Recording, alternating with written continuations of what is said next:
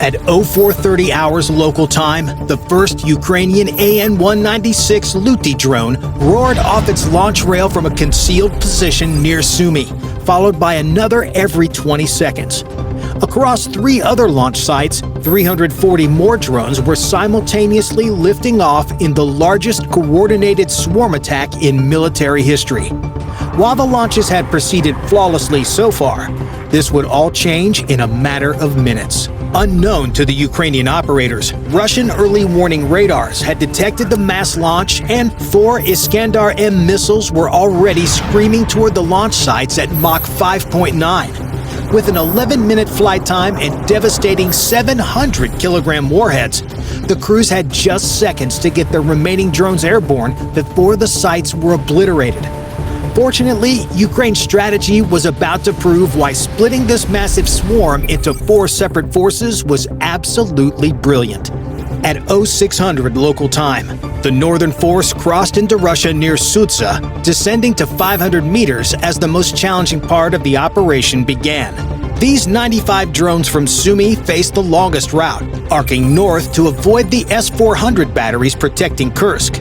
Their Skynote S systems, the AI brain controlling each drone, detected the first emissions from a 92 N6E Gravestone radar, Russia's most advanced targeting system, capable of tracking aircraft at a range of 400 kilometers.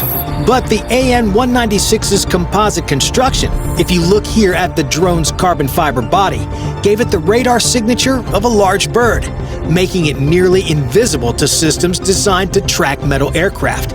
Russian operators struggled to distinguish contacts from clutter as the drones hugged terrain, their AI comparing real-time sensor data against satellite imagery to maintain concealment behind hills while dodging power lines. The S-400 battery fired 2 interceptors at phantom returns before realizing their mistake. When the northern force cleared the engagement zone at 0608 hours, they'd lost 12 drones to navigation errors in the rough terrain, not enemy fire. 100 kilometers south, the Poltava-launched Southern Force entered a different kind of battle at 0610 hours. Russian electronic warfare units had created a GPS dead zone extending 200 kilometers along this corridor, broadcasting jamming signals at 500 watts across all navigation frequencies. For conventional drones, this would be impossible to get through. The lead drone, Skynote S, detected the jamming and seamlessly switched to visual navigation mode. Its cameras identified the M4 highway below, comparing the road's curves against stored imagery. Behind it, 85 drones followed in a loose formation, each processing thousands of calculations per second. They traced highways and rail lines like breadcrumbs through the electronic wilderness. The Southern Force emerged from the jamming zone, having lost only 8 drones, all to mechanical failures from the compressed launch procedures. But what these swarms went through paled in comparison to what the Eastern Force faced. At 0615, 4 Su-35S fighters scrambled from Voronezh Air Base, each loaded with 12 R-77-1 missiles for drone hunting. The flight leader split his formation, taking his wingman north while the other pair swept south. However, the Urbis-E radar, designed to track fighter-sized targets, struggled to track the tiny drones flying just 200 meters above farmland. The pilot descended to 1,000 meters, risking ground fire to get below the drone's altitude. His radar finally locked on to a cluster of returns. The first R-77-1 launch tracked true, detonating a drone in a small fireball. At 25 million rubles per missile versus 200,000 per drone, Russia was losing the economic advantage. The flight expended 32 missiles, destroying 15 drones before fuel considerations forced them home. The Eastern Force pressed on with 65 survivors. At 0622 hours, the decoy force executed its sacrificial gambit. These 80 older drones, modified commercial units, never expected to reach Cheboksary, suddenly climbed to 5,000 meters while activating radar enhancement devices. To Russian sensors, they appeared as high-priority cruise missiles vectoring toward Moscow. Radar operators across the network reported multiple guards patrolled the perimeter, their breath turning to steam in the cold air, boots crunching against gravel as they carried rifles slung across their shoulders. The factory's chimneys belched black smoke, a sinister reminder of the machinery of war grinding on while entire regions burned. To Moscow, this plant symbolized power. To Ukraine, it was a symbol of death, a place where weapons were born that killed their soldiers and civilians daily. And tonight, that factory's fate was sealed. Hundreds of kilometers away, inside a dimly lit Ukrainian command center, tension buzzed in the air.